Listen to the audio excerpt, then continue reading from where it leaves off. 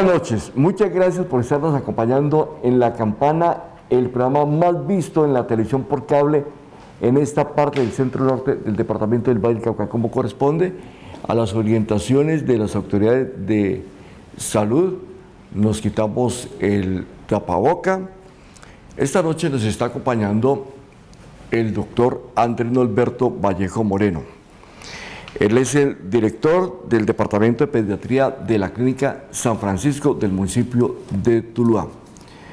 Esa revista, que es revista San Francisco al Día, que es una revista científica, nos da a conocer que el doctor Andrés Norberto Vallejo se vinculó a la Clínica de San Francisco desde hace ya 6 años y en el mes de septiembre fue nombrado como jefe del Departamento de Pediatría, donde trabaja en conjunto con otros profesionales de la rama. Es médico de la Universidad Tecnológica de Pereira, especialista en pediatría, egresado de la Universidad Libre, tiene ya 11 años de experiencia como médico pediatra, en especial en la UCI neonatal y pediátrica, cuenta con una trayectoria profesional como docente de la Universidad Central del Valle del Cauca y en la Fundación Universitaria San Martín. Y es una persona con mucha sensibilidad social, como quiera, que también está orientando PIP, promoción y prevención en tema de pediatría en la Clínica San Francisco. Pues médico, una feliz noche, muchas gracias de verdad por estarnos acompañando esta noche en La Campana. Muchas gracias por la invitación, muchas gracias televidentes, gracias. Doctor, pues yo quisiera primero preguntar un poco por usted. ¿Por qué decidió ser médico? ¿Por qué decidió ser pediatra? Bueno, dentro de la pregunta por qué decidí médico, en el camino, digamos, de mi estudio, yo incluso fui bachiller electrónico. A mí me gustaba mucho la electricidad, era muy bueno en matemáticas. Extraordinario. No era muy bueno en la parte de biología ni en la química. Fue como un reto aprender biología y química y decidí que mejor aprenderlo en una carrera como la medicina. Cambié de rumbo, no me fui por las matemáticas ni la física, que era donde pues me iba muy bien en el colegio, porque quería aprender biología. Y la medicina me pareció una muy buena opción para aprender biología y aprender la biología de la vida, de la salud humana. Y la pediatría, el gusto inició cuando era médico interno. Me gusta mucho de la medicina, casi todas las especialidades me parecen interesantes, solo que por el tiempo que uno tiene, pues no va a poder especializarse en todas, tenía que elegir una. Y elegí la pediatría porque durante el internado me gustó el hecho de tratar a los niños, de ver cómo se los ayudaba y cómo ellos salían adelante haciéndole tratamientos médicos que en los niños, por así decirlo, no es por causas que a veces son autoinfligidas como en los adultos, que las enfermedades se dan por a veces malos hábitos, sedentarismo. No, los niños son, digamos, muy puros y las enfermedades generalmente son infecciosas que son fácilmente tratables. Y me gustó ese camino, que ellos se recuperan fácilmente cuando uno le hace las cosas médicas. Y ya llevo 11 años, voy para 12. Extraordinario. ¿Y es oriundo de qué parte? Yo soy nariñense. Ah, qué bueno, del bello departamento de Nariño. Soy nariñense, estudié en Pereira, la medicina, y el posgrado de pediatría en Cali, en la Libre. No, extraordinario. Pues que se sienta como en casa, médico. ¿Y cómo le ha ido a los niños en esta época de esta pandemia? A los niños que están siendo atendidos aquí en el centro del departamento del Valle del Cauca y en la Clínica San Francisco, que es una de las clínicas más importantes que también tenemos en esta parte del país. Bien, en la parte del COVID a los niños, afortunadamente el COVID no los afecta de manera como afecta a los adultos, que es pues, en mayor cantidad grave. En los niños los que son afectados es como algunas gripas o unas diarreas leves y transitorias que se pueden manejar en la casa. Los pocos niños que en Tuluá hemos tenido hospitalizados por COVID, que no pasan de 2, 3 creo que en sí, la evolución ha sido muy buena, se han recuperado muy bien y ha dejado ninguna secuela. En general eso. La otra parte del COVID es que a veces lo que uno ha notado, el hecho de que los niños estén en la casa, el hecho de restringirlos de su actividad social, eso sí ha generado, digamos, un cambio de hábitos, porque los niños aprenden mucho interactuando entre ellos con el juego entre los niños. Esa es la mejor forma de aprendizaje, el jugar entre ellos. Y la pandemia lo que ha hecho es que al no estar socializándose disminuye ese desarrollo. El desarrollo, porque no es lo mismo que un niño se relacione con el papá y la mamá a que un niño se relacione con otros niños de su edad, que juegue, porque ellos aprenden es jugando. Es la mejor forma de aprendizaje en un niño. No sabemos en el futuro qué va a deparar eso. Ese es uno digamos, de los temas en la pediatría que todavía está las sociedades de pediatría en plan de ver qué va a suceder con esta generación que creció en la pandemia. Doctor, cuando hablamos a propósito del tema de los niños que han tenido COVID, estamos hablando de niños de qué edad. Los niños generalmente menores de 12 años. Aunque la pediatría abarca hasta los 18 años en Colombia, sí. Los que hemos tenido hospitalizados han sido de 3, de 5 años, de 2 años. Les ha ido muy bien en la evolución, en la ciudad de Tuluá. ¿Y se ha conocido del entorno de familias y también abuelos, padres, no sé, hermanos han sido afectados también por esta pandemia? Sí, la forma de transmisión principalmente es de adultos a niños. Ya se sabe por el tiempo que lleva el COVID a nivel mundial, los niños tienen una baja transmisibilidad, o sea, el niño no transmite generalmente el COVID al adulto, es el adulto el que lo transmite al niño. Por eso cuando un niño en una familia ha tenido COVID, es muy seguro que ya la mamá, el papá, el abuelo, todos lo han tenido y lo transmitieron. El niño es inclusive de los últimos que se contagia. Y con esa experiencia, ¿cuál es la orientación que se le puede dar a las familias en torno al manejo de niños en casa, con familias, con personas que tienen COVID? Bueno, en medio de esta pandemia, porque como que todos vamos a tener COVID, ¿no? Sí, el virus afecta a todos, o sea, no hay, digamos, distinción.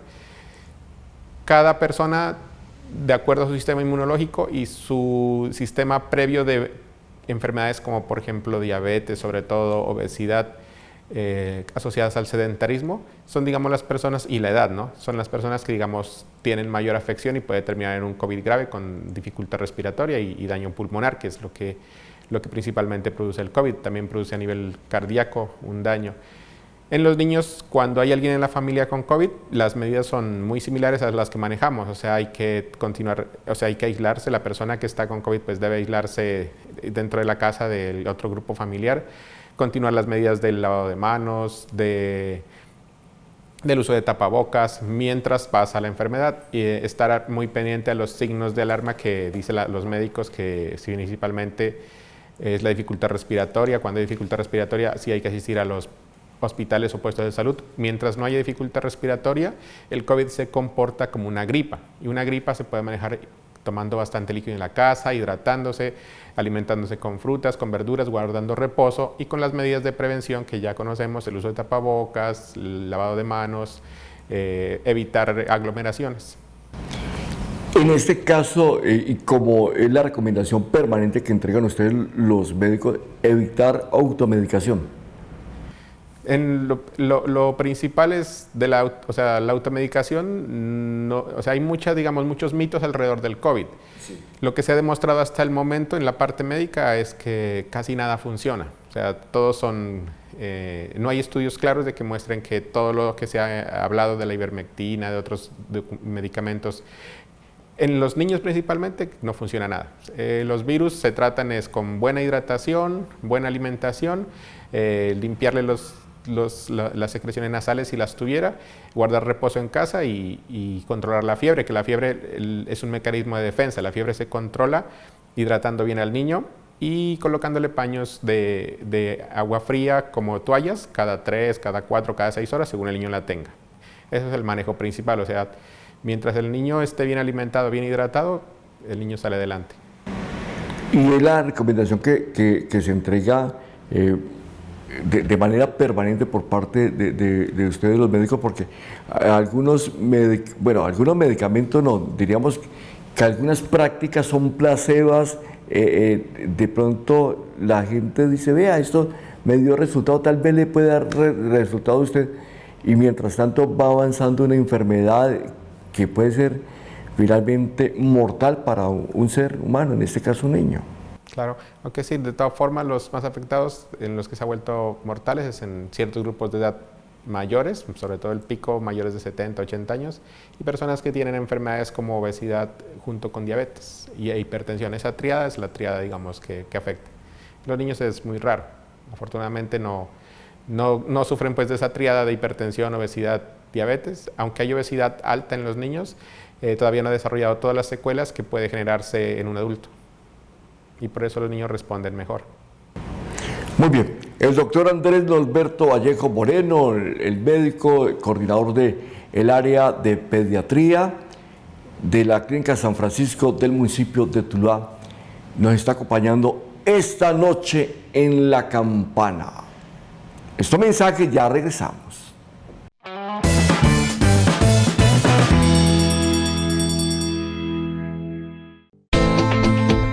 La S, Hospital Departamental Tomás Uribe Uribe de Tuluá, empresa social del Estado, presta servicios de salud especializados en pediatría, medicina interna, ginecobstetricia, cirugía general, ortopedia y traumatología de mediana y alta complejidad, y unidad de cuidados intensivos adultos a los habitantes de la ciudad de Tuluá y su área de influencia, con atención 24 horas en el servicio de urgencias y de lunes a viernes de 7 de la mañana a 5 de la tarde en consulta externa. Para mayor información, www.hospitaltomasuribe.gov.co.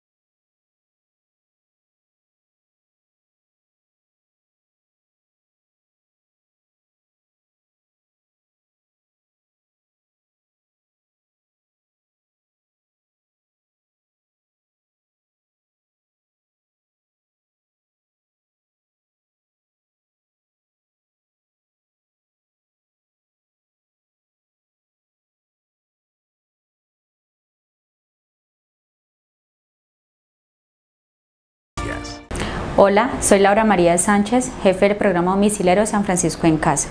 El programa domiciliario realiza su reapertura para la ampliación de la atención que ofrece la Clínica San Francisco con el calor humano en el hogar, con el propósito de ampliar la cobertura en el servicio de salud, ofreciendo cuidados de alta calidad a nuestros usuarios, que a partir de unos criterios bien definidos pueden atenderse en el hogar. Nuestro programa es atendido bajo la responsabilidad de un equipo multidisciplinario de profesionales en salud, alcanzando una recuperación rápida e integral. Nuestro servicio va encaminado a pacientes que requieren un tratamiento médico continuo en su casa, facilitando la recuperación del paciente en el entorno familiar. Nuestro programa domiciliario tiene unos criterios de inclusión definidos para pertenecer a él. Uno de ellos es que el paciente debe permanecer con acompañante familiar o un acudiente durante la administración de la atención. También el hogar del paciente debe contar con todos los servicios públicos, debe tener nomenclatura, vías de fácil acceso a ella y también vías de teléfono, como son teléfono fijo o de celular.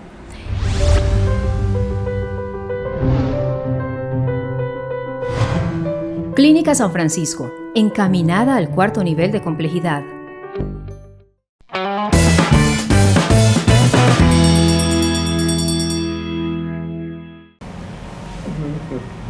El médico Norberto Vallejo Moreno, director de pediatría, esta noche en La Campana.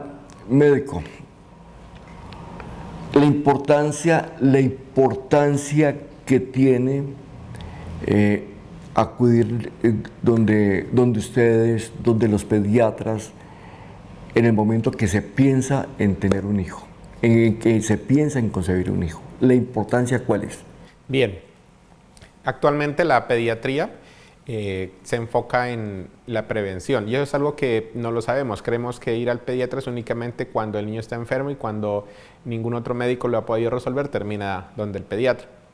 Sí, estamos entrenados para eso, aunque principalmente la pediatría está entrenada en lo que se llama la puericultura. La puericultura significa el cultivo de los niños, es criar los niños. Desde que se conciben, no desde que nacen, sino desde que se conciben, desde el momento en que esa mamá y ese papá decidieron tener un recién nacido, un bebé, ahí arranca inclusive, ahí es un momento donde se tienen que iniciar los controles, donde es concebido el bebé. La recomendación que se da en la parte de pediatría es que cuando uno va a tener un niño, se debe hacer una consulta prenatal antes de que la mamá y el papá se embaracen para mirar qué enfermedades, comorbilidades tiene esos papás y se preparen bien para recibir ese recién nacido. Ejemplo, una mamá que no esté muy bien nutrida y que esté con un déficit, por ejemplo, de hierro o de ácido fólico, si esa mamá no se da cuenta de eso y no toma ciertos alimentos que son ricos en hierro y en ácido fólico, por lo menos 1 o 2 meses antes, hay mucho riesgo que durante el primer mes del embarazo no se desarrolle muy bien su sistema neurológico y puede generar secuelas a futuro mentales, desde un leve retraso hasta completamente falta de desarrollo del cerebro. Por eso es muy importante que antes de que una mamá y un papá decidan tener un hijo, deberían ir al pediatra para hacer una consulta pre-embarazo, prenatal. Eso no se hace. En países desarrollados sí se hace. Inclusive hay escuelas, por ejemplo, en Alemania, en Estados Unidos, donde entrenan a los padres para ser padres, ¿sí? Es algo irónico que todos queremos tener nuestros hijos, queremos que nuestros hijos sean mejores que nosotros, solo que nadie se entrena de verdad para criar un niño, ¿sí?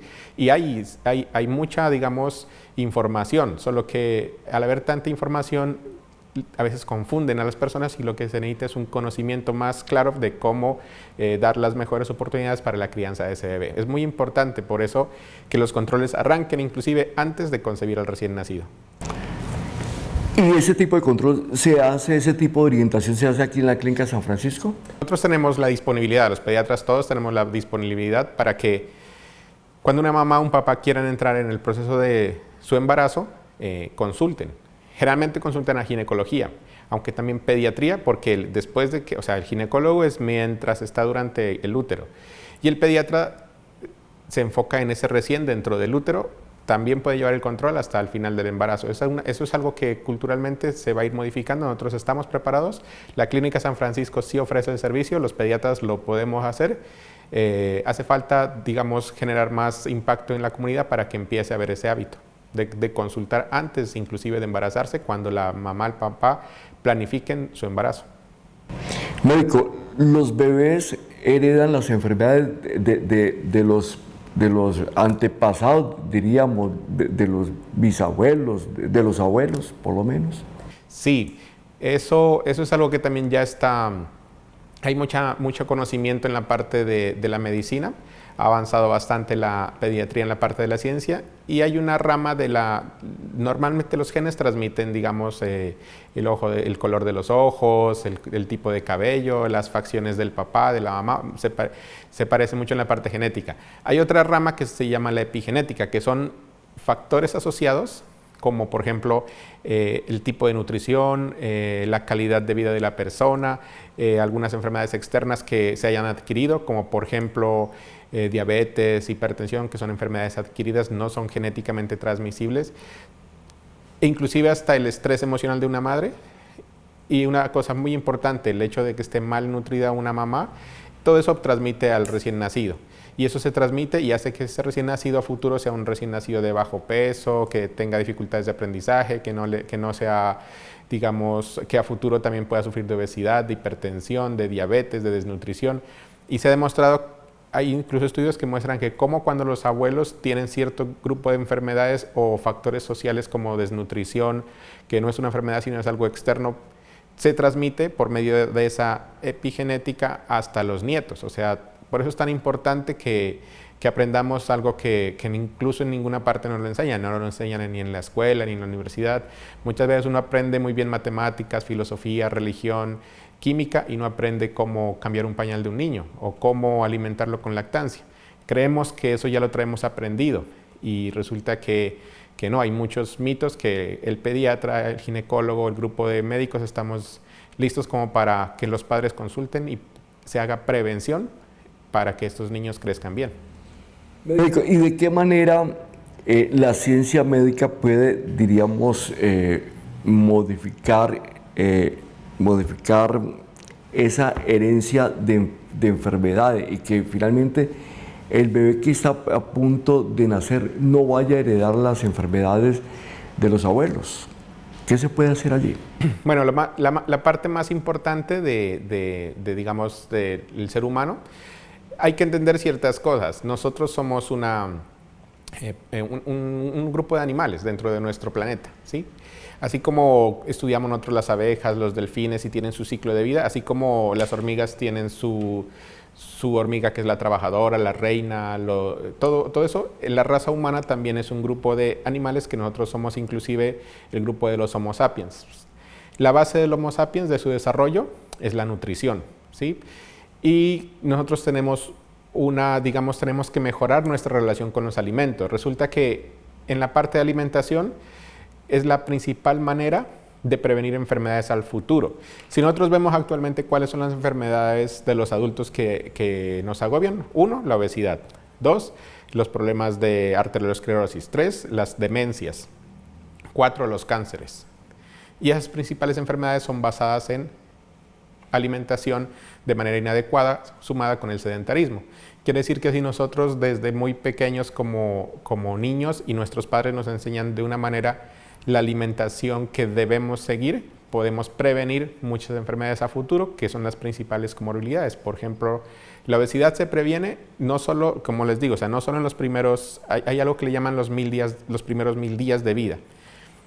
Los primeros 1000 días de vida consisten desde el momento en que el bebé se fecunda, o sea, desde el día 1 de que hubo, digamos, la unión entre ese papá y esa mamá que tuvieron ese bebé. Desde ese día se cuenta el día 1 hasta el día 1000. Esos 1000 días son los principales en los cuales se forman los hábitos para que ese niño a futuro le guste comer verduras, le guste comer frutas, tome bastante líquido, haga ejercicio, haga deporte, y hay que enfocarse en eso. La base de modificar, o sea, la genética y la epigenética, actualmente se sabe que sí se puede mejorar todos esos genes, inclusive epigenes que producen enfermedad, modificando los hábitos de alimentación. Esa es la base de todo, o sea, la forma de alimentación. ¿Y cómo modificamos la base de la alimentación? Tenemos que pensar que el ser humano nosotros somos, dentro de nuestra clasificación biológica, somos omnívoros. O sea, nosotros consumimos tanto vegetales como productos de origen animal. Esa fue la evolución que hizo que actualmente estemos vivos. O sea, es mentira que el ser humano solo es vegetariano. Es mentira que el ser humano es carnívoro. No, somos unos omnívoros.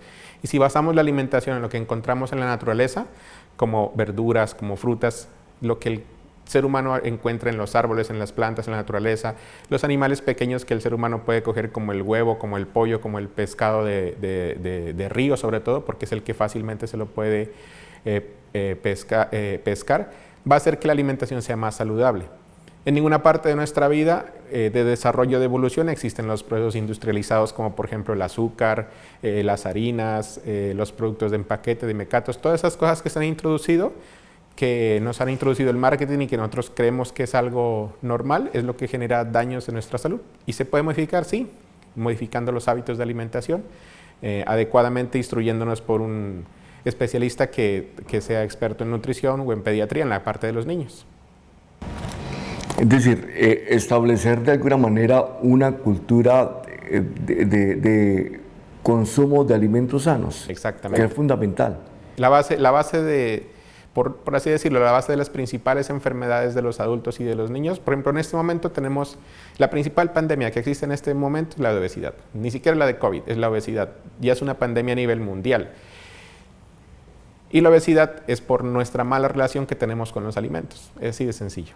¿Sí? ¿Por qué tenemos una mala relación? Porque al no haber nadie que nos eduque, donde creemos que nacemos educados, empiezan a llegar muchas sustancias, alimentos que se podrían llamar alimentos que la verdad no son alimentos, que producen adicción, como por ejemplo la sacarosa, ¿sí?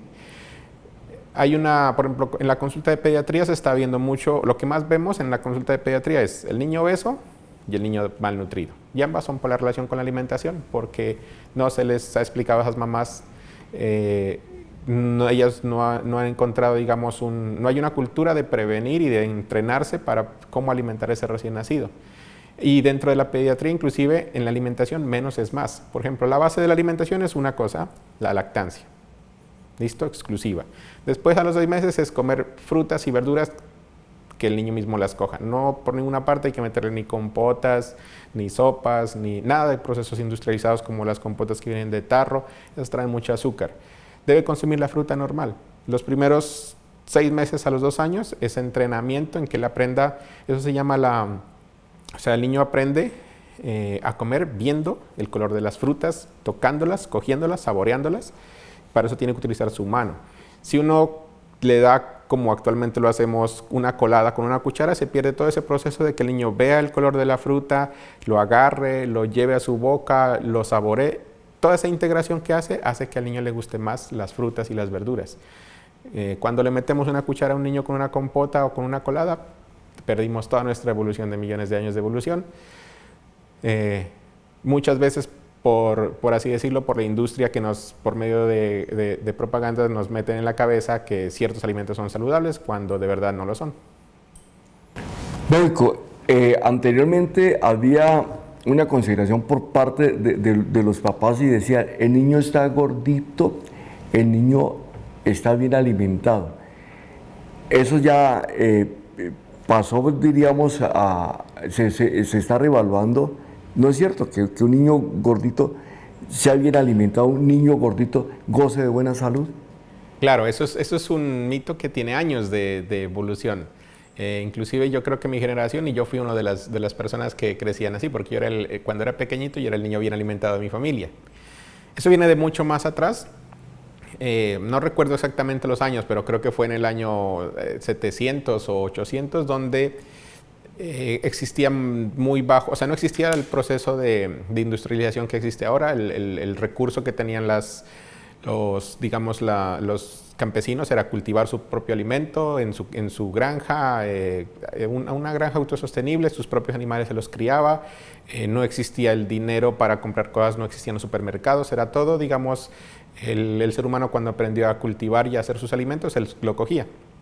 Eso hace que el hecho de cultivar, de ir al campo, de arar un campo, eso es una actividad física. Entonces ellos hacían deporte, no salir a correr, a trotar, sino el hecho de ir a cultivar las especies y el hecho de estar recolectando y buscando el animalito y todo eso generaba actividad física, eso por un lado. Y los alimentos eran saludables, por lo tanto la persona tendía a ser delgada, con buena masa muscular,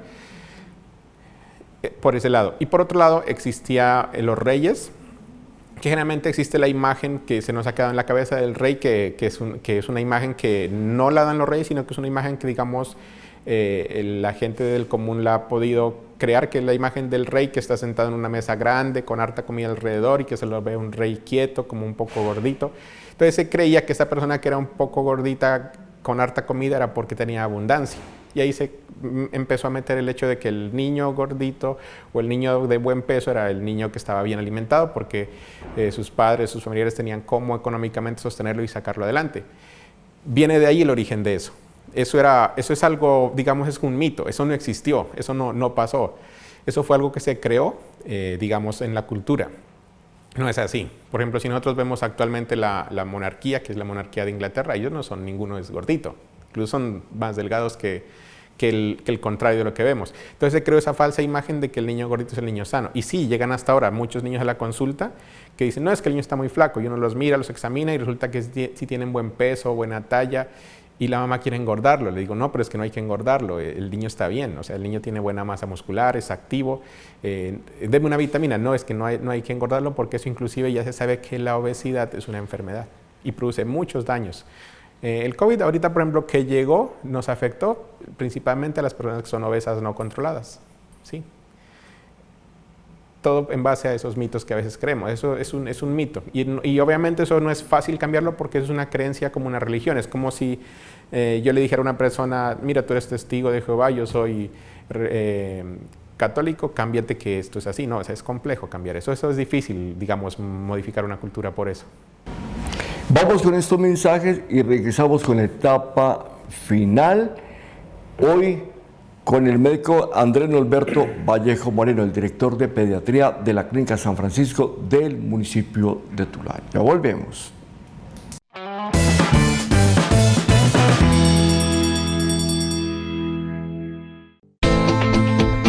La S, Hospital Departamental Tomás Uribe Uribe de Tuluá, empresa social del Estado, presta servicios de salud especializados en pediatría, medicina interna, ginecobstetricia, cirugía general, ortopedia y traumatología de mediana y alta complejidad, y unidad de cuidados intensivos adultos a los habitantes de la ciudad de Tuluá y su área de influencia, con atención 24 horas en el servicio de urgencias y de lunes a viernes de 7 de la mañana a 5 de la tarde en consulta externa. Para mayor información, www.hospitaltomasuribe.gov.co.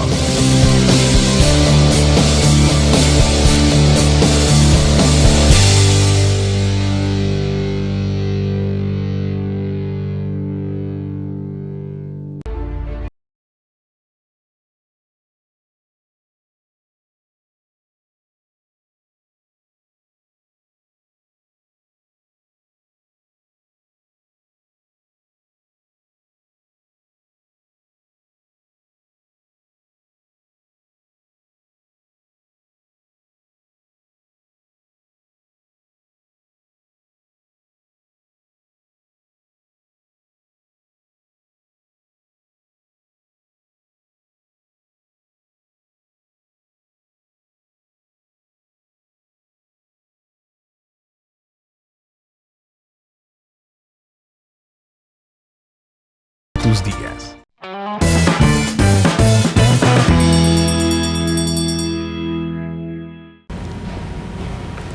Médico Andrés Norberto Vallejo Moreno, director de pediatría de la Clínica San Francisco. Bueno, hemos hablado de temas muy importantes, la trascendencia que es pensar en la nutrición, pensar en el bebé cuando está en el vientre. Médico, ¿qué tipo de alimentos puede consumir, qué tipo de alimentos no puede consumir una mujer embarazada? Bueno, vamos a hacer un ejemplo. Digamos que llega la mamá con el papá en el momento antes que se van a embarazar, que sería lo ideal, o sea, un mes antes llega y consultan de que van a tener un bebé, quieren ver cómo dar a ese bebé lo mejor de ellos. La base de todo es la alimentación con alimentos saludables, lo que ustedes encuentran en el Fruver. Váyase a conseguir todo lo del Fruver, llene la nevera de frutas y verduras, ¿sí? Las frutas y verduras deben consumirse por lo menos cada 3, cada 4 horas. Entonces uno debe comer kiwi, papaya, piña, granadilla, acelga, apio, pepino, espinaca, aguacate, ¿sí? Las frutas. ¿Qué porción? Generalmente la porción que me cabe en mi mano. Sí, esa es la porción que uno debe consumir de los alimentos que quiera de Fruver. ¿Listo? Lo segundo que debe consumir una mamá... ¿Cómo es, médico? La mano es lo que es mi porción. Lo que me quepa en mi mano, eso es lo que yo debo comer cada 3 o cada 4 horas, ¿sí? Esa es la porción individual de una persona de refrigerio. Nosotros a veces, si cogemos con 2 manos, ya es más comida. Si vamos a comer más, tiene que ser únicamente de frutas y verduras. ¿Listo? Eso 1. 2, el agua. El agua es la base de la purificación de nuestro cuerpo. Tiene no solo el hecho de hidratación, tiene muchas propiedades, inclusive tiene propiedades inmunomoduladoras. Quiere decir que nos protege de las infecciones, nos mejora ante virus, ante bacterias. Por eso cuando una persona tiene gripa, tiene tos, uno debe consumir bastante agua. Bastante agua, si uno va a un cálculo, debe consumir en promedio 1 litro por cada 10 kilos de peso. Por ejemplo, si una persona... 1 litro por cada 20 kilos, es diario. Quiere decir que una persona que en promedio pesa 60 kilos debería tomar 3 litros de agua diarios. Eso es como una regla. Fruver, agua y proteínas. Las proteínas son de origen animal y de origen vegetal. Las de origen animal está el huevo, el pollo, el pescado, las carnes de res, de cerdo, ¿sí? Y de origen vegetal está la lenteja, el frijol, el garbanzo, la quinoa, ¿sí? Esas son buenas fuentes de proteína. Las proteínas debe consumirlas por lo menos también 3 veces al día, desayuno, almuerzo y cena. Por eso un buen desayuno puede ser unos huevos, 2 huevos revueltos, cocinados, con un plátano, por ejemplo, con una papa, que es un alimento natural, saludable. ¿Listo? Y con fruta picada, una porción de piña, una porción de papaya y su vaso de agua. Un desayuno perfecto es eso, ¿sí? A mediodía puede consumir también sus lentejas, sus frijoles con un pedazo de carne de pollo, de res o un pedazo de pescado de tilapia. También con papa, con plátano. El arroz también se lo puede utilizar. El arroz, el espagueti, la pasta, aunque es un carbohidrato que tiene parte de proceso industrializado, el arroz, digamos, pues es cultivado y se lo puede utilizar. Miren que hasta el momento no hemos metido ningún producto de panadería ni azúcar, ¿sí? Únicamente fruver, proteínas y agua, ¿sí? Lo que pasa es que nuestra cultura muchas veces está orientada a otros alimentos que desplaza los alimentos saludables. Si una mamá se alimenta con eso, va a tener muy buenos niveles de ácido fólico, muy buenos niveles de hierro. Va a hacer que cuando se conciba el recién nacido, ese recién nacido tenga muy buenos nutrientes. Y durante todo el embarazo debe seguir consumiendo eso, principalmente productos de fruver, frutas y verduras, y proteínas tanto de origen animal como de origen vegetal, porque por evolución nosotros somos omnívoros, ¿sí? El hecho de ser omnívoros es lo que nos ha llevado a que estemos vivos en este momento. Si nos hubiéramos en el camino solo ser herbívoros, tal vez no estuviéramos vivos. Pues médico, son tantos los temas que hay que tratar con usted que le estamos formulando una invitación para que nos acompañe el próximo lunes. Con mucho gusto. Que esté con nosotros el próximo lunes, porque hay muchas preguntas que tenemos que seguirle planteando, la importancia de la lactancia, bueno, tantos otros temas que usted como pediatra, médico especialista en pediatría, lo va a plantear con todos nuestros televidentes. Muchas gracias, sí, estamos para servir. Una feliz noche, muchas gracias. Muchas gracias. Muy amable. Muchas gracias al doctor Andrés Alberto Vallejo Moreno, el director de pediatría de la Clínica San Francisco del municipio de Tuluá.